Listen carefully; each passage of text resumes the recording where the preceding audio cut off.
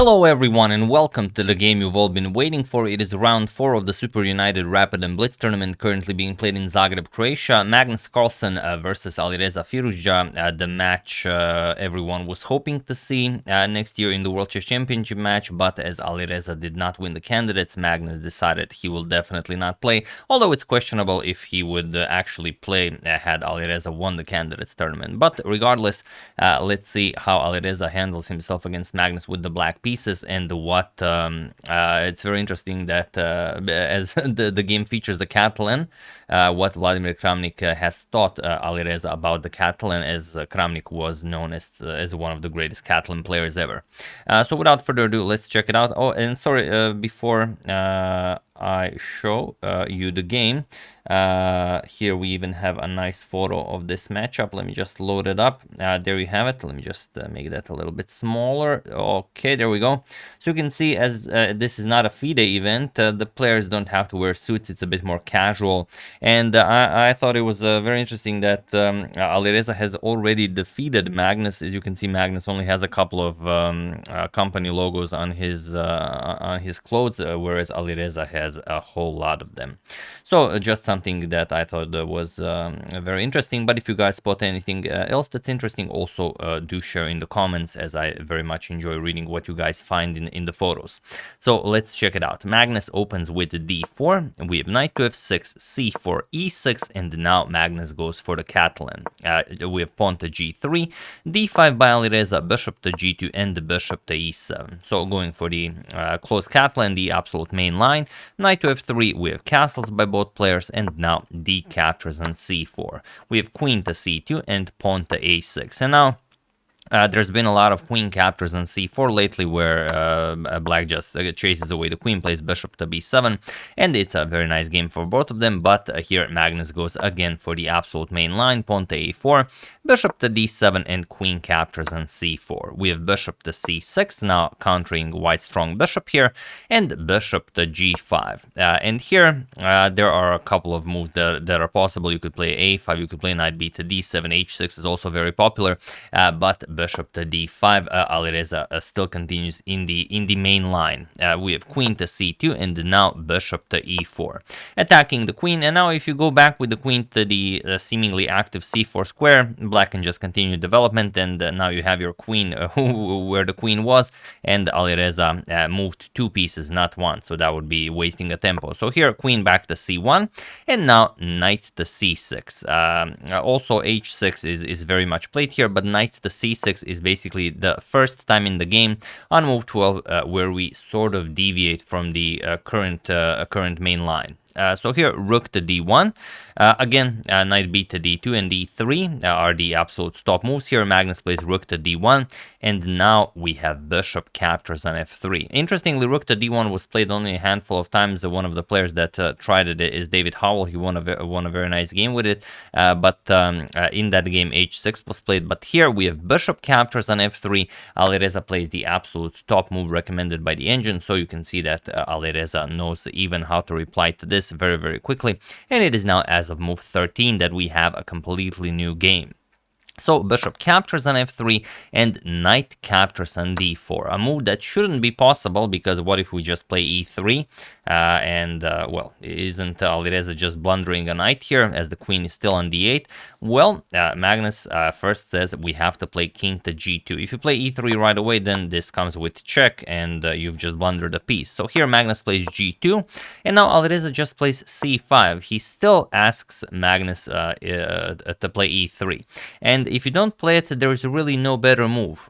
You could go for something like bishop captures here, bishop captures on f6, and queen captures on c5 to grab this pawn, but that's kind of what Alireza wants. Then he gets rook to c8 in, and now you're playing Alireza's game.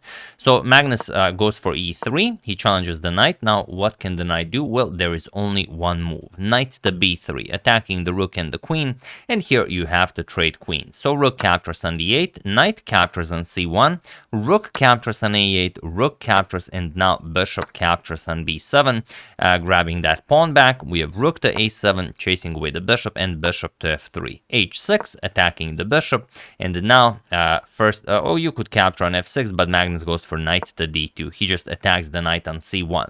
So knight d3, and only now bishop captures on f6. We have bishop captures, and now the b2 pawn is attacked twice, so you can't really defend it, and you can't move it.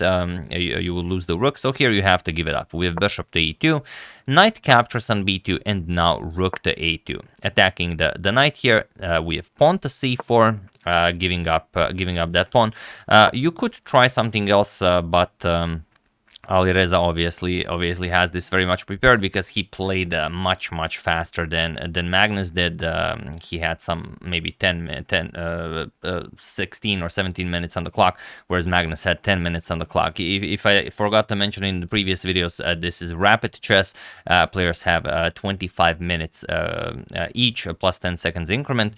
So here we have pawn to c4, giving up that pawn. Knight captures on c4, knight captures, and the bishop captures on c4. We have pawn to a5 now with equal material and with bishops of opposite color, so it's very unlikely that this will end in anything but a draw.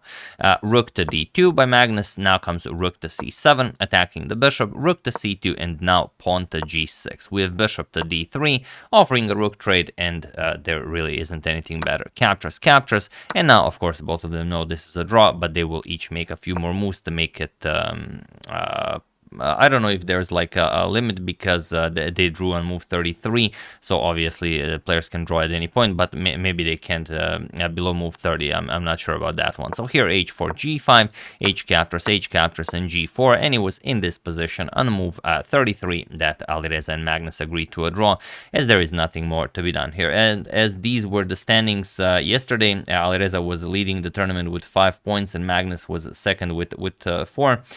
This means that of course, Alireza remains the leader after round 4 of this very nice tournament.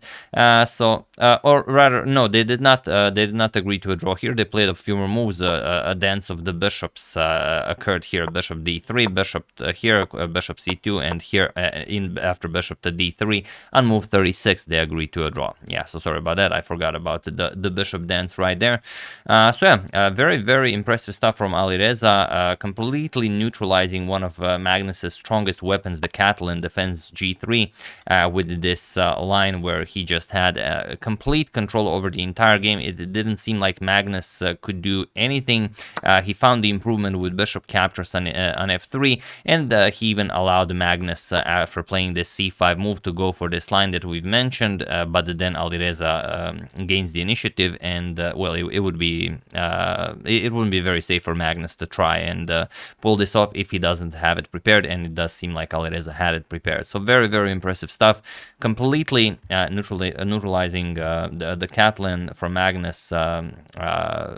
Very nicely done. It would seem Vladimir Kramnik prepared Alireza well, maybe not well enough for the candidates, but definitely well enough to face Magnus. That's the game. Hope you guys enjoyed it, and that you've learned to appreciate the Catalan a little bit more. I would like to thank John Austin, Michael Higgins, Dominic Alvarez, Gordon Merker, and Tsanko Tsolo for a contribution to my channel. Thank you a lot. I really appreciate it. As usual, you can check 2 of my previous videos here. Thank you all for watching, and I will see you soon, continuing to check up on this wonderful tournament and whatever else happens in the chess world. So thank you all. I will see you soon, and have an excellent rest of your day, and a few more seconds of this nice photo before we end the video. See you soon.